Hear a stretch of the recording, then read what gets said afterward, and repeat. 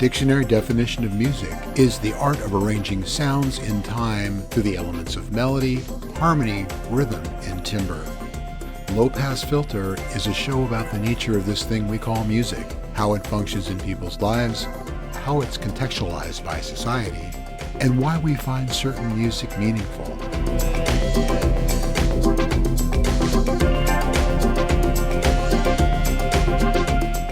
This is Low Pass Filter.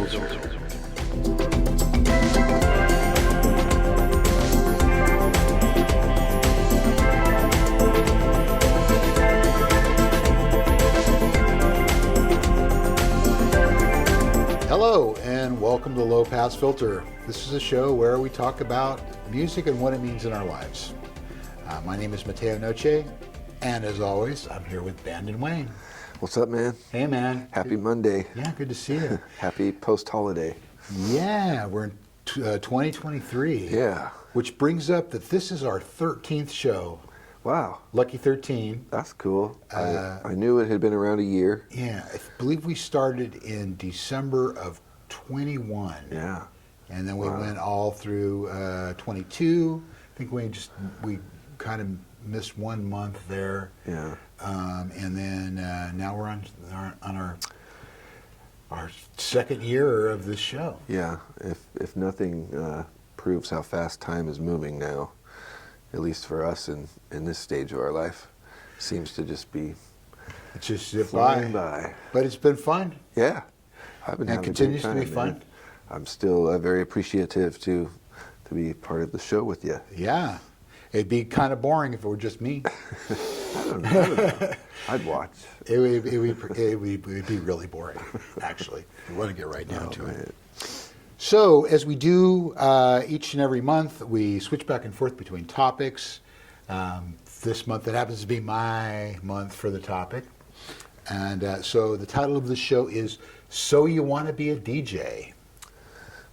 Which a lot of people seem to want to be. A lot of people want to be DJs. Yeah. We are DJs. We are. Yes, we Yeah. are. Yeah. We'll talk about that a little bit more. I think you got a lot more history in being a DJ than I do. Yeah, possibly. But, how much is enough and how much is good? The first 10 years of my DJing pretty much sucked. So I don't want to, we don't count that. But Well, you gotta get experience. that's right. It only took 10 years to get off the suckage. Nah. But eventually, I feel like I got there. But we kind of both approach this topic a couple of different ways. Yeah. I kind of looked at the history of DJs and, radio DJs, because that's kind of sort of where it all started off. And you kind of looked at at the turntablist which is a logical extension of that. Kind of an art form that came out of spinning records. Yeah. And so as we do, before we start these conversations, let's define terms. So the term disc jockey was coined by Walter Winchell.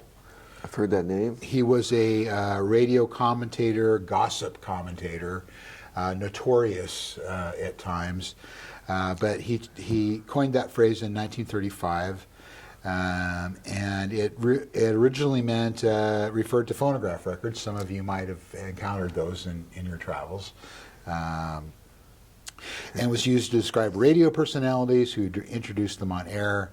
Playing recorded music for dancing and parties rose with the mass marketing of home phonographs in the late 19th century, it says here, but that would have been like, rolled around tubes and odd tin boxes fitted with weird equipment. The old clay cylinders and stuff. Yeah. Stuff like that.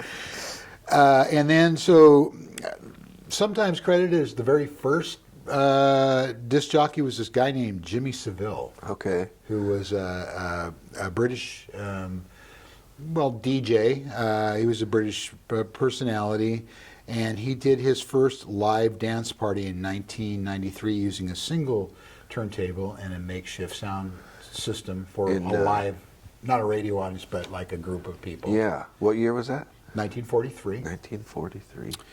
And then 4 years later, he put two turntables together and started DJing using that. And then in 1947, after the war, the Whiskey A Go-Go, not the one that we might be familiar with on the Sunset Strip, but the one in Paris, which was actually credited as the very first discotheque, started having people come in and spin records as opposed to having like a stage band or something like that. Then into the 50s, you had a lot of clubs in Germany that really catered to servicemen, U.S. servicemen. A guy named Klaus, I'm going to murder this, Kurinery, later known as DJ Heinrich. Wow. Made comments and conducted audience games and announced songs while playing records. And then in the late 60s and early 70s, of course, radio DJing was maturing and growing up in this country and around the world. But to your premise for this, in the late 60s, early 70s, you had a Jamaican sound system culture. Yep. So you had producers and DJs like King Tubby and Lee Scratch Perry, who kind of became these turntable artists. Yeah, yeah. And also taking the disc jockey broadcasting out of the studio and into open spaces as well.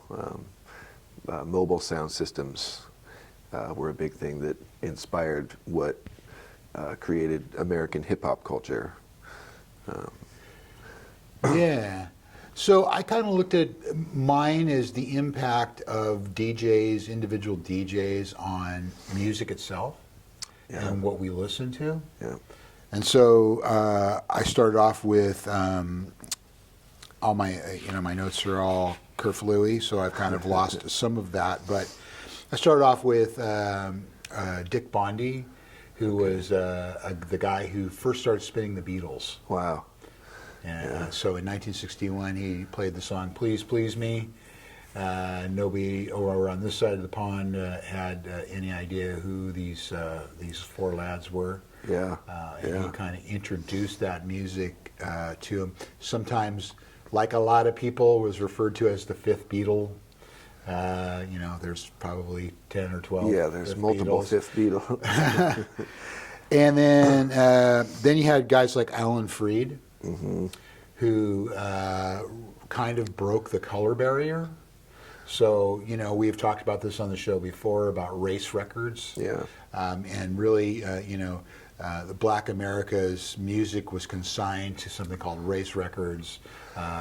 They weren't out in the front of Woolworths. You had to go to a gas station or a fireworks stand. They had them in the back, and stuff like that. If you wanted to hear, John Lee Hooker or whatever, you had to really look for him. But he was the guy that crossed the color line and started playing,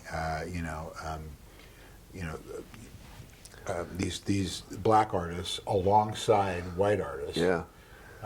Which was really important to exposing that to mainstream American culture. Yeah, absolutely.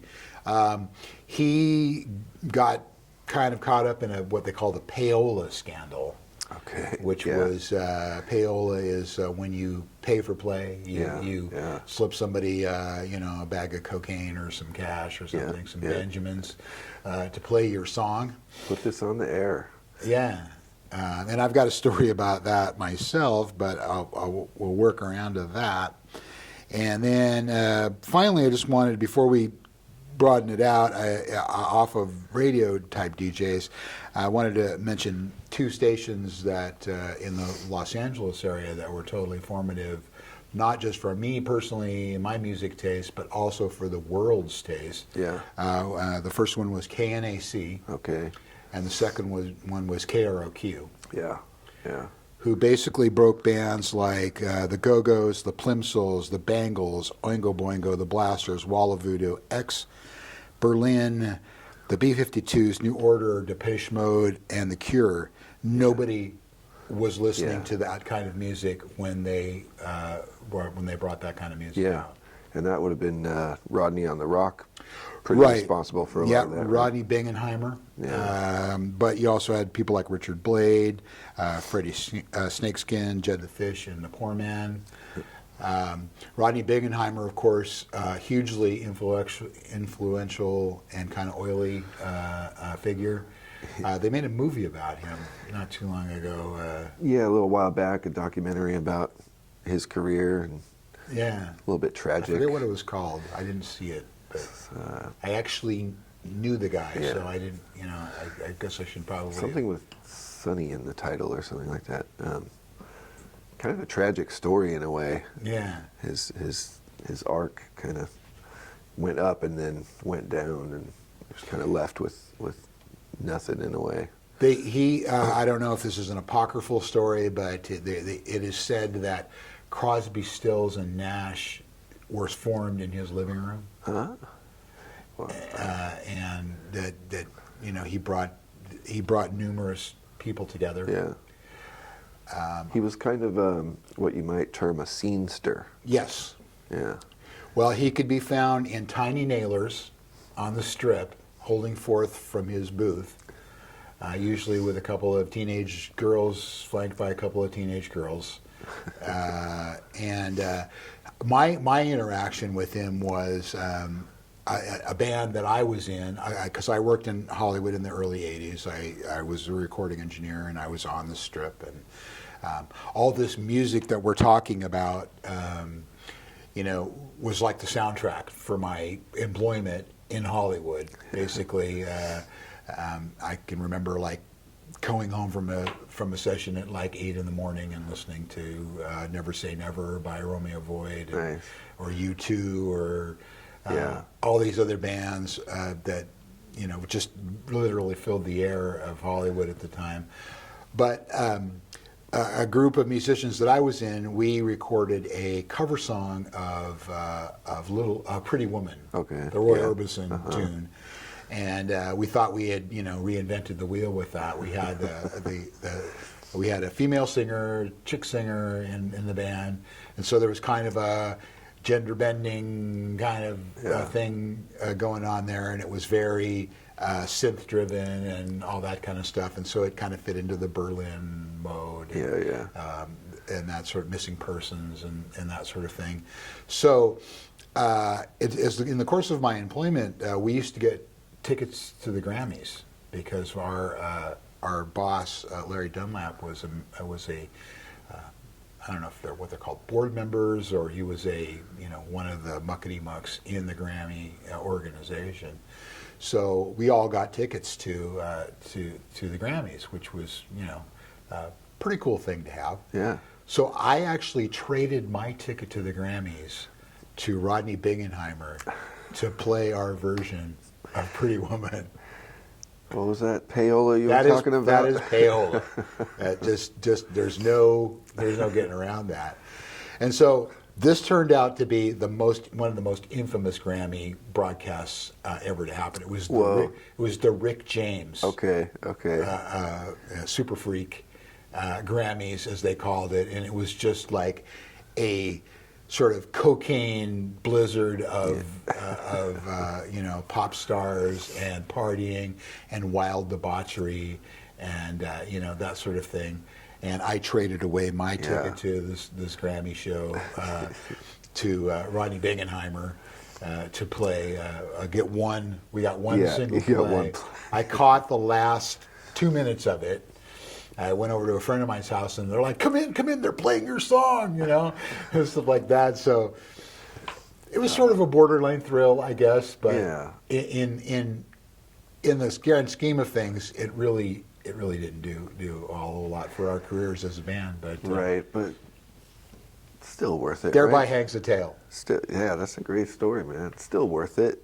I think, Yeah, I guess so. It was really my only shot to ever go to a Grammy awards thing. So, because I wasn't working there the next year, but but you got to take a shot sometimes. yeah, absolutely. That's cool, man. Well, I was thinking, wasn't the Johnny Otis show a big broadcast out of L.A. Yeah. in the 60s and early Real 70s? Dog Steel was one of a guy on KHJ, which was a big 50,000 watt flamethrower. Yeah. Him and a couple other guys invented this thing called Boss Radio, which was a top 40 format that actually spread out. Again, LA influenced the rest of the country, spread out across the country. Yeah. So you had Boss Radio, Yeah. Radio stations everywhere. And then I guess we can't talk about DJs without talking about Wolfman Jack. Yeah, he's on my list because he was still relevant when I was young, and that's definitely one of the first radio personalities that I was aware of, and he really became a celebrity radio personality. Absolutely. I think the movie American Graffiti really put him on everybody's. And anybody that wasn't in the broadcast area of KERF AM, which you talk about flamethrowers. This is a radio station that was located in the Texas border region and broadcast 250,000 watts. Wow. Which basically covered most of the northern hemisphere. Man. But Robert Weston Smith was his real name. He died in 1995. But he got hired and they just basically dropped him out at the transmitter, in the middle of nowhere. And he did his show from there. Eventually, they moved the station to Rosarito Beach, which is in Baja California, just not far over the Mexican border. Yeah, I was thinking there was a south of the border connection there. Oh, yeah. And he developed such a kind of wild signature personality on air. Right. He also cut some records. Yes, he did. Some quasi-legitimate, quasi-novelty kind of records. Probably is one of the kind of proto-shock jock kind of DJs.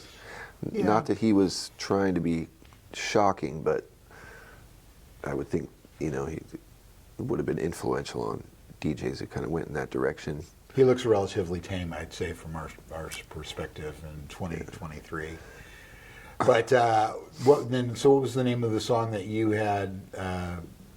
I just found something that was now I don't see it on my. It got mixed in. I'm not sure. Okay. Oh, here it is. It was just something on Spotify, Wolfman from the Sunset Strip. Okay. And it had some recording of him on air in there. Because that's what eventually happened. He moved out of Mexico. He was tired of being down there, away from the action. And they got him an office on Sunset Boulevard. Okay. And he started recording his shows there. Yeah. I had, of course, the Clap for the Wolfman by the Guess Who. Oh, okay. Nice. Yeah. I actually have a couple Wolfman Jack records, and they're not bad. Oh, yeah. So what kind of a thing are they? They're like kind of R&B, kind of R&B, rock and roll, kind of pop. And is he actually singing, or is he? Yeah. Oh, okay. All right. Not greatly, but one of the two that I have is actually a pretty solid record. Huh. Well, he probably has some of the best players playing behind him, so that always helps. Well, believe it or not, we're up to our first break. Sure. How did that happen? It was just me blabbing. See, that's how it happened. I just blabbed through the first 20 minutes. We're going to take a quick break, and we'll be back with more Low Pass Filter in just a moment.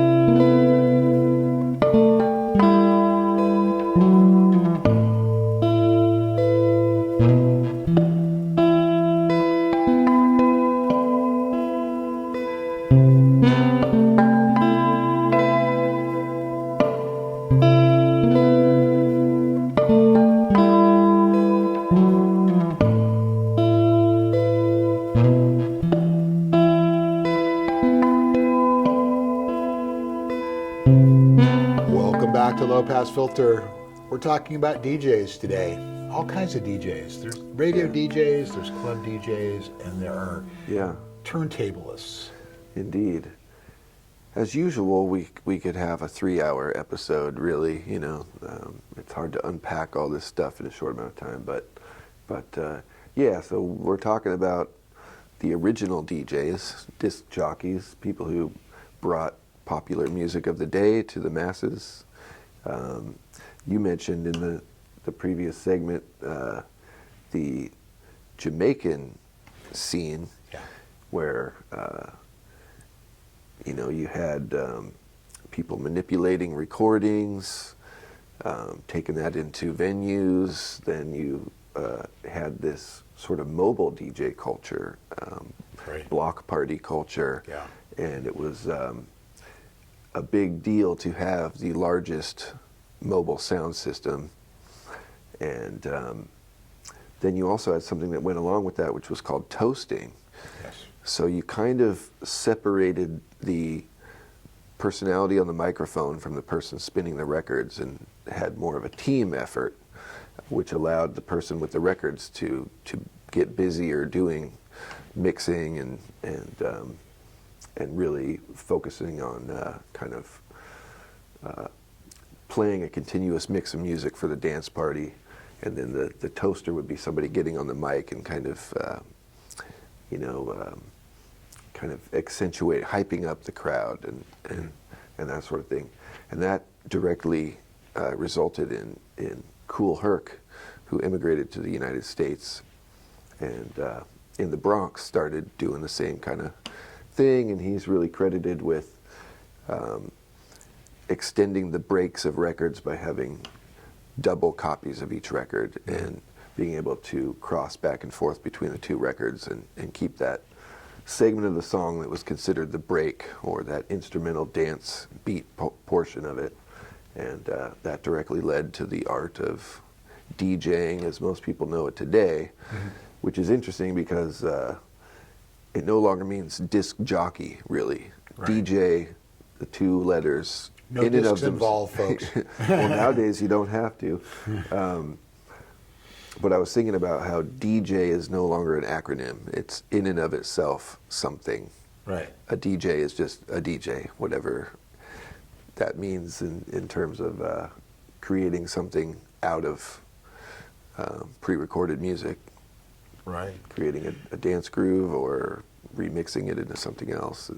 And so, you know, from Jamaica direct to Brooklyn, you know, this kind of also grew out of these block parties, the street parties that you're talking about, where essentially the DJs would hotwire a street lamp to power their rig, you know, and they would have, you know, a couple hundred people or more, you know, out dancing in the streets. And of course they would be toasting over the records and, you know, toasting and boasting, if you will. In American culture, there was, you know, that what they called playing the dozens. Right. And so if you kind of mix Jamaican toasting and that, and this sort of more primitive form of rhyming, you get the original American MCs, as they were called before they were referred to as rappers. They were MCs, which is just like DJ. MC comes from Master of Ceremonies. Of course, they kind of would flip that to like mic controller, you know. I was going to say the movie Beat Street that came out in 1984, which was probably 5, 6, 7 years after this culture really started to grow. They kind of reference what you're talking about, where a bunch of young people would find like an abandoned building or something and tap into the power lines that were still active and set up their gear and have underground parties like that. You get the rave culture out of that. Yeah, indeed. That would be another 10 years or so later, essentially the same kind of thing. Yeah, underground dance parties. So yeah, I approached the concept of what is a DJ, kind of from that point of the original hip-hop DJs and turntablists that started with Kool Herc, and then Grand Wizard Theodore and Grandmaster Flash. And of course, Grandmaster Flash is the most well-known for creating beds of music for making rap records or hip-hop records by mixing with multiple records, juggling between records, cutting, scratching, as they referred to the manipulation of those records to create kind of improvisational dynamics. Yeah. And then in my Spotify playlist, you'll see from there kind of examples of how that evolved over time. Yeah, Run DMC. Yeah, Jam Master Jay. Beasties, the Beastie Boys. Yeah, LL Cool J had Cut Creator. Run DMC had Jam Master Jay, and so those were the DJs behind the rappers who were creating the musical bed in the studio, but then live they could recreate that. And something interesting in that is they would have to have records pressed of sampled music that they created, or music they created based on samples, to be able to play live, to recreate the music that they had created in the studio. Right. And so that's kind of an interesting note in the process of making music that way. It basically meant you didn't have to have a band anymore. Right. Like in a Public Enemy line, he says, Run DMC said a DJ could be a band. And so that was a huge aspect of the hip-hop culture. Well, I just know, having been a performer when all that was happening, how, you went from clubs that had, bands that would come in and play top 40 or occasionally, depending on the club, originals and that sort of thing, went from live music to DJs almost overnight. And to say that musicians were a little on the resentful side would be underestimating. But they were essentially replaced by, turntablists. Yeah. Kind of similar to the way some musicians felt about synthesizers, computers, electronic drum kits. My grandfather was a drummer, and when I was a little kid, I remember him, I don't think it was extremely dire to him, but he did feel like this is, they're trying to replace drummers. Yeah. They don't need a drummer anymore because they got a programmable drum machine. And, for me, it was kind of like, yeah, but this is cool too, Well, in my musical career, I was in a band. We couldn't keep a drummer. So it was like the Spinal Tap, spontaneously combusting drummers. So eventually we just said, well, let's just get an emulator and forget about live drumming, And we actually performed with the drum machine, in that formation. Not the whole time, but quite a bit of the time, because we just couldn't keep a. Yeah, what are you going to do, man? Yeah. But then that creates its own effect in itself. Yes. And It's its own sound. If you're open-minded, you can appreciate both sides of it. I love drummers, by the way. I love live drumming. It's just like, especially good ones. I was lucky enough to work with a number of really great drummers in my recording career, and just observe how much they brought to songs and service of the song that you don't necessarily get out of a drum machine. No, I think you could suggest that a band can only be as good as their drummer in a way. Yeah. You could be making some really cool sounds, and if you have a drummer that can't keep time or isn't interesting or can't play to the song. I've been in a couple of those bands too. I've been that drummer. Oh, I don't know. I don't know about that. But yeah, so the logical extension of doing the turntable manipulation, of course, became sampling. Yeah. So when the technology caught the car, if you will, the dog that caught the car, then you had machines that could do this sort of thing. And so we start to leave discs, we start to leave the physical media realm. Yeah. And that's kind of where we're at today. I mean, I don't really know. I don't spend a lot of time in clubs, but I know people who do. And, it just appears to me that mostly these folks are playing off of files, computer files. Yeah, and even before that, in the 90s, the MPC sampler, a device that had a series a device that had a series of buttons that you could record a sample into. Mm-hmm. Could record a bar or even maybe 16 bars, and each time you press one of those pads, it's going to play that sample. But you can also use it percussively, so you can play the whole sample, or you can get the downbeat hit at the start. That's where you get things like string hits.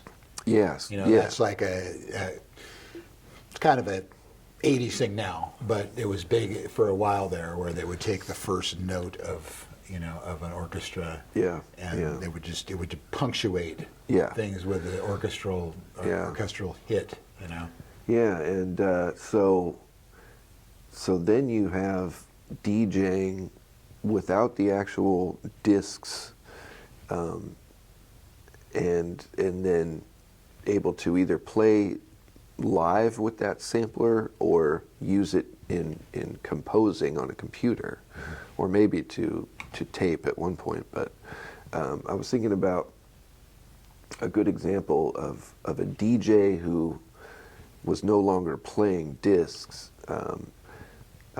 would be the RZA from the Wu-Tang Clan. Mm-hmm. All of that stuff was done on a computer, but he was a record digger, right? As we call, someone who obsessively looks for samples on records. Yes.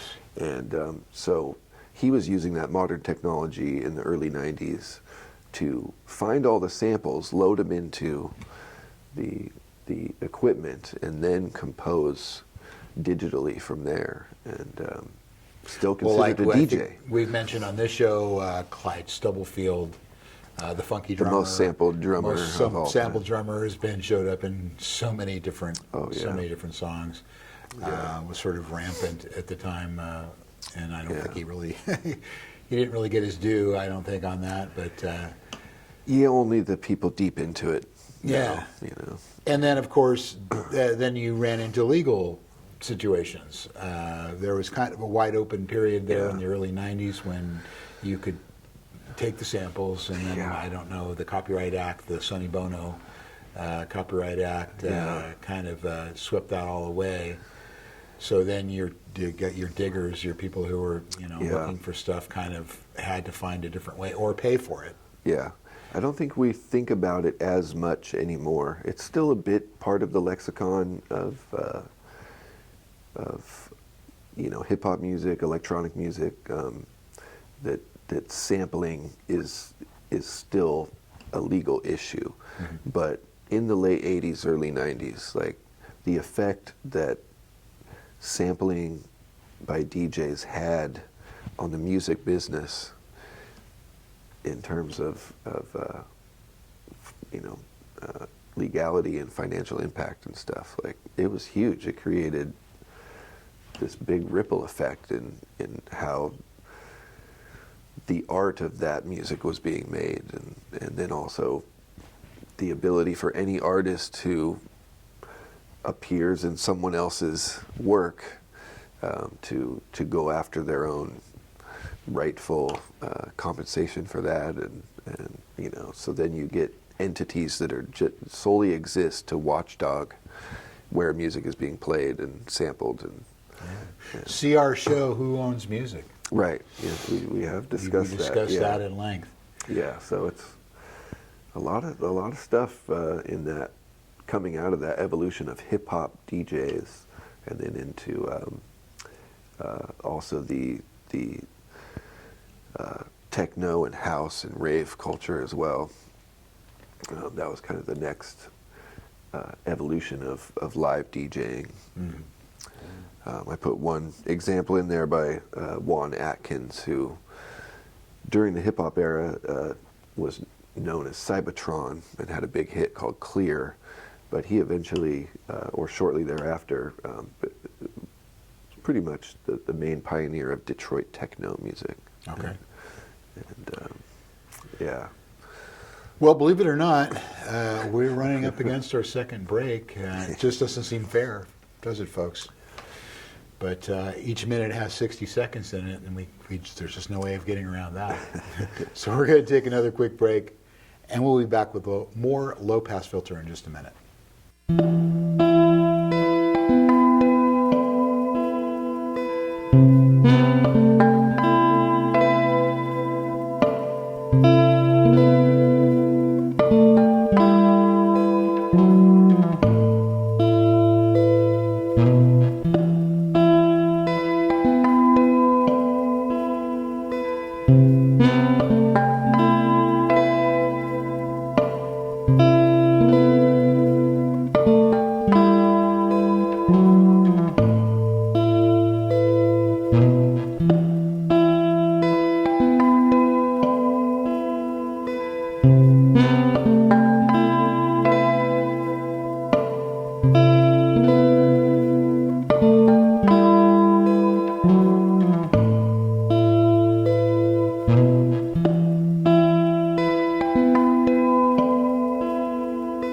Hi, welcome back to Low Pass Filter.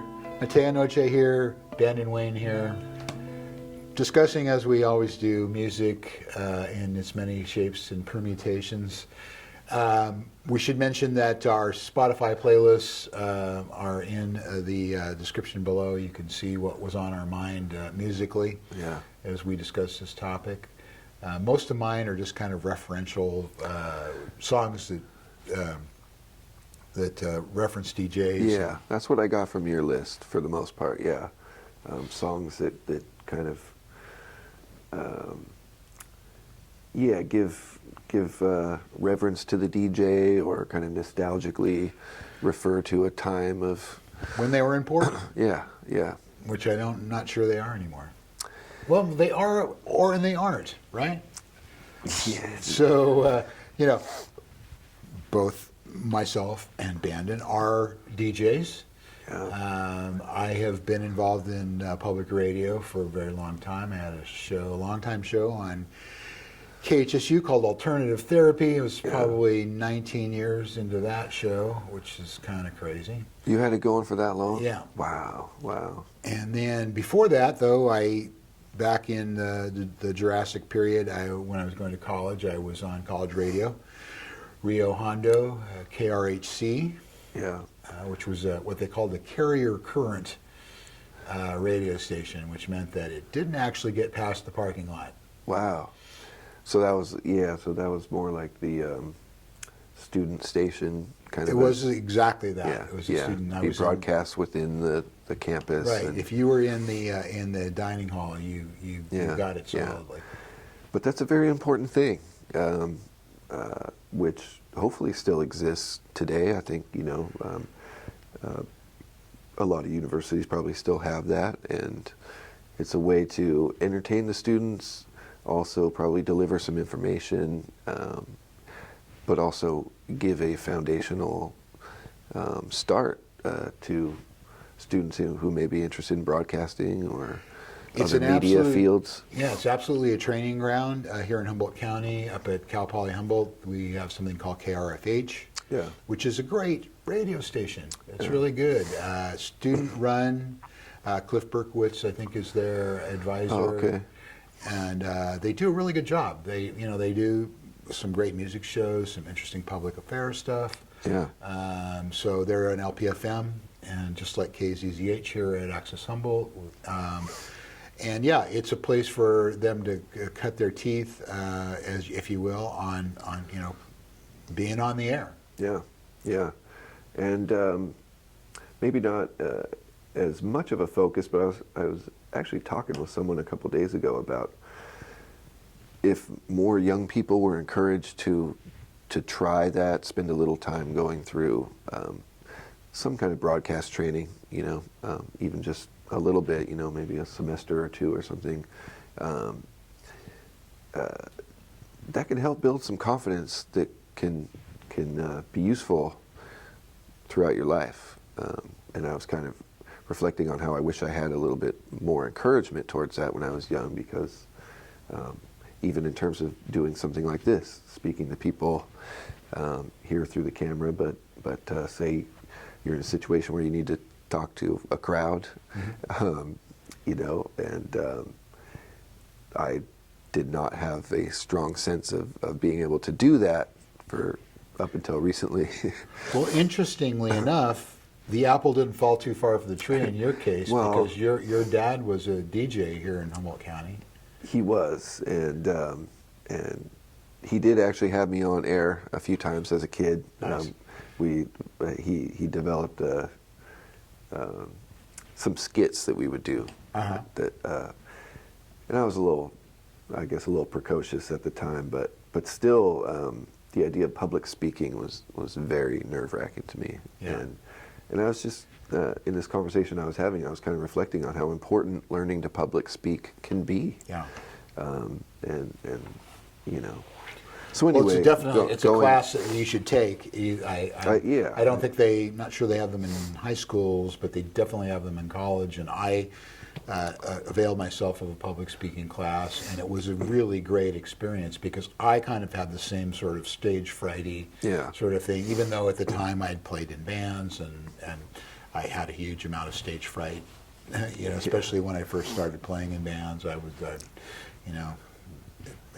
won't go down that road, but after the public speaking class that I took, it really kind of, opened me up and learned how to talk to a crowd, and or the thousands of people that might be on your microphone if you're on a radio station. And maybe even on a deeper level, just have a bit more sense of self-confidence, Absolutely. Absolutely. So, not to get too off on a tangent there, but yeah, I think college radio is a good, important thing to keep around. I hope it keeps on going. And then, as you were talking about some of your early radio days, or the 19 years you had here with your show, I mean, essentially, you were kind of carrying forward the college radio paradigm. Right. Which, kind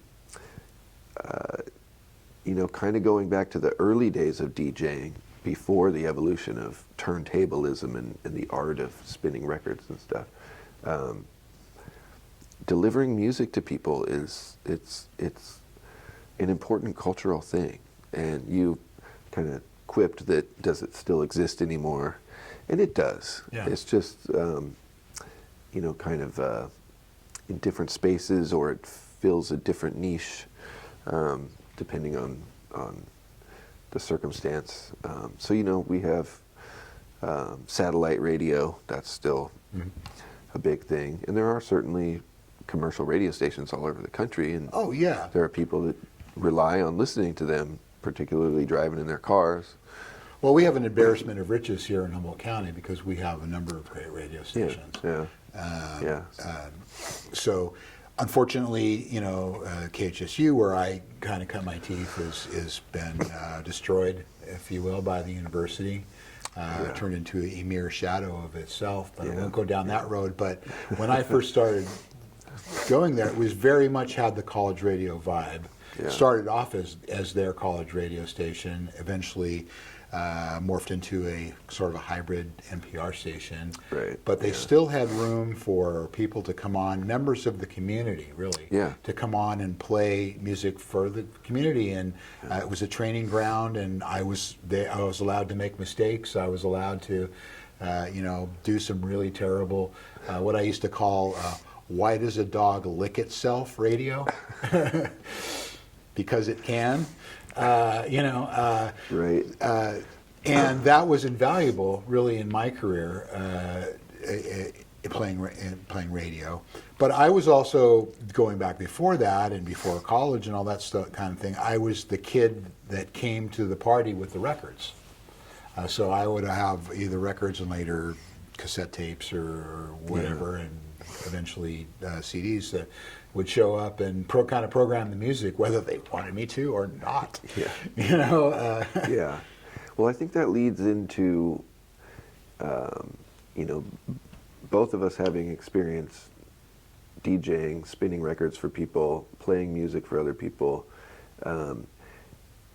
and putting that into the context of today with digital technology, streaming technology, streaming audio services like Spotify, which we use to present our playlists.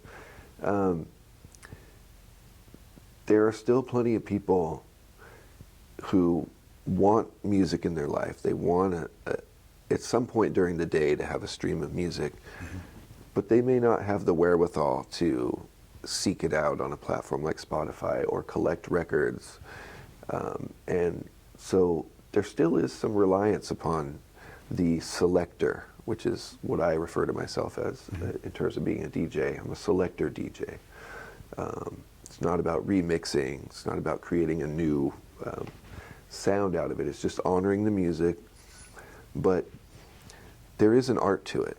There is, if you're what we might call a music nerd or a music head who loves to discover a lot of music and collect a lot of music and curate a selection, there's an art to knowing what your audience wants to hear, or knowing when you can present something to them that you might think they might not know this, or they might not be expecting to hear this right now. And thankfully, in terms of what I do and what you still are connected to, there's a real joy in knowing that there's people that want to have you there. Absolutely.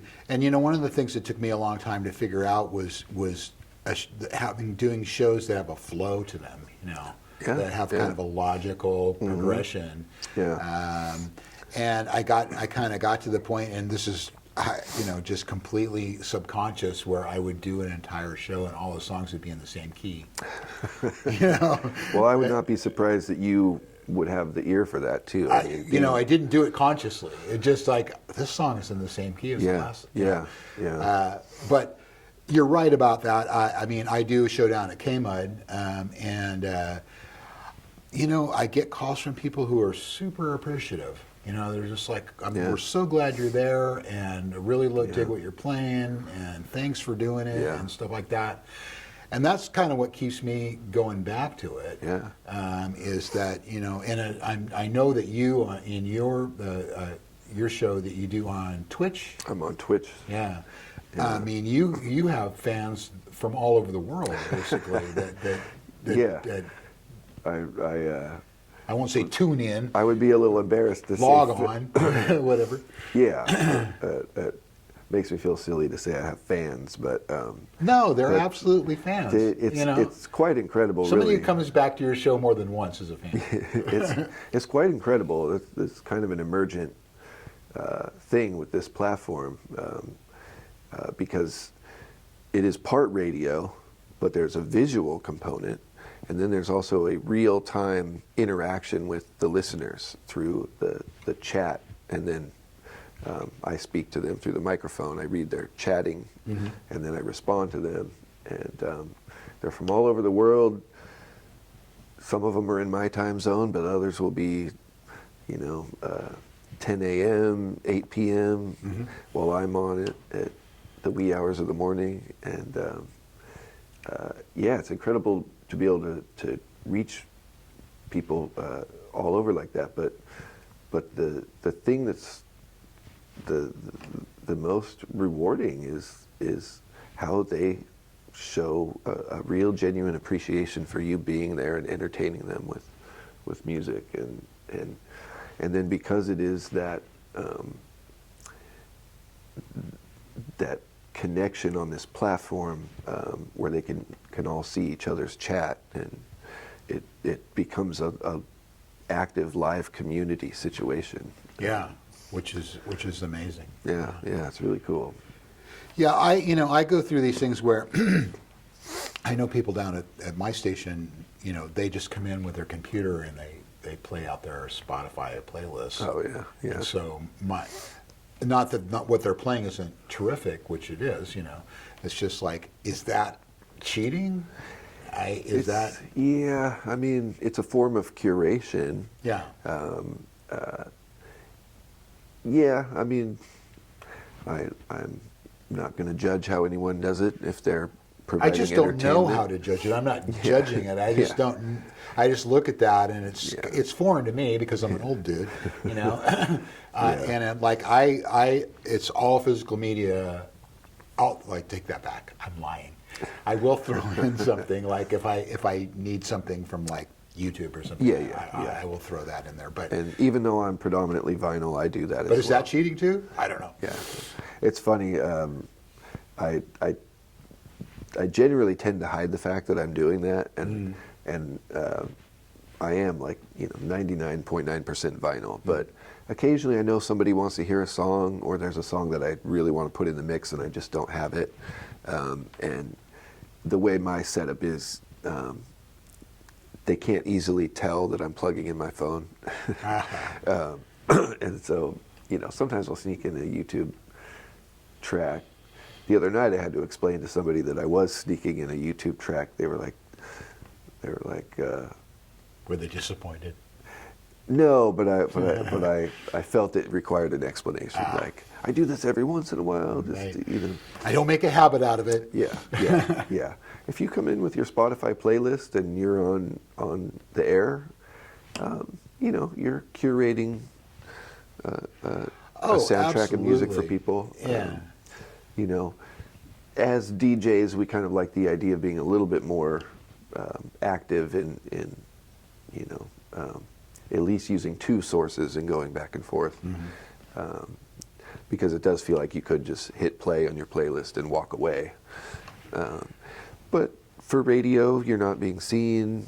Could be a late night program or something, and Yeah, you're still entertaining people with the choices that you made. Yeah, and a lot of radio stations throughout history would have times when there was no live DJ. Absolutely. Once computers came in, or in fact, automated machines.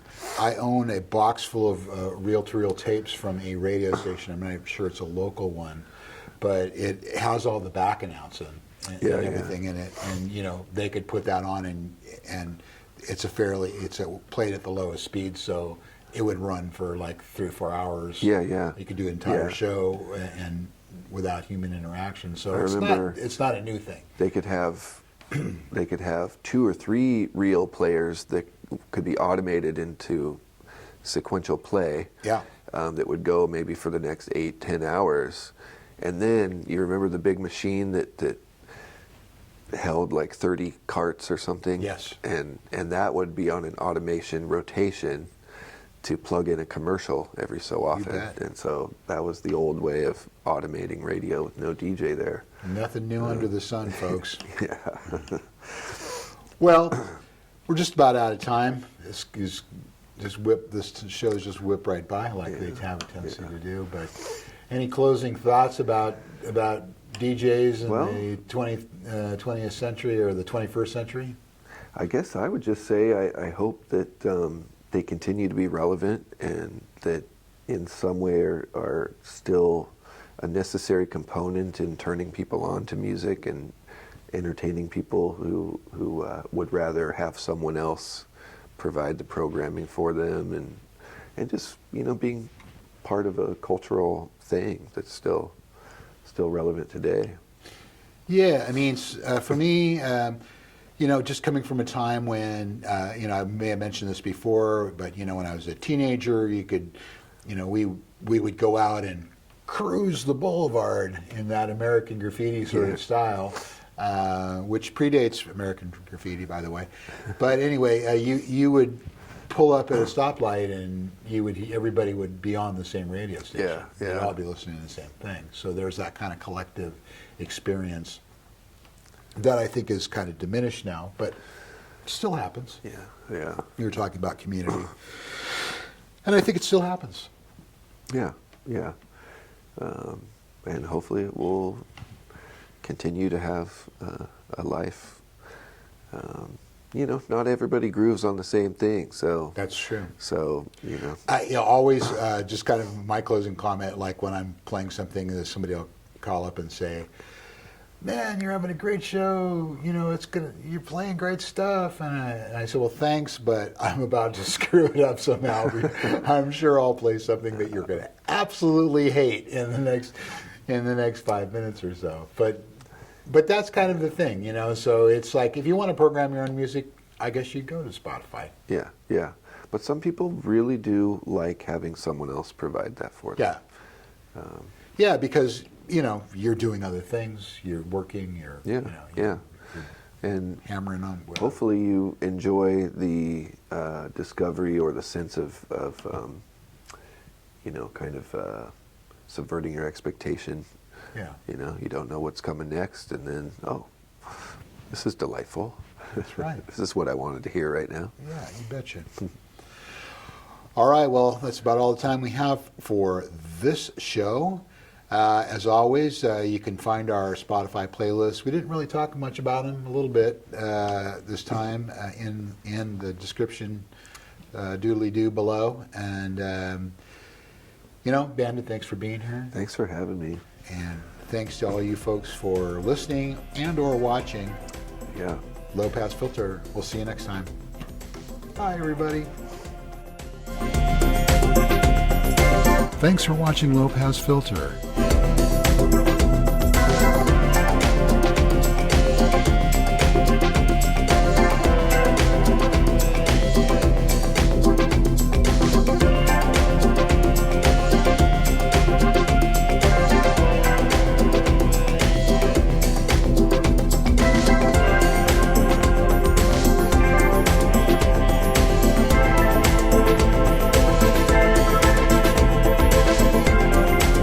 Contact the hosts at lowpassfilter2020@gmail.com. Be sure to like and subscribe and hit the notification bell to be notified about future shows.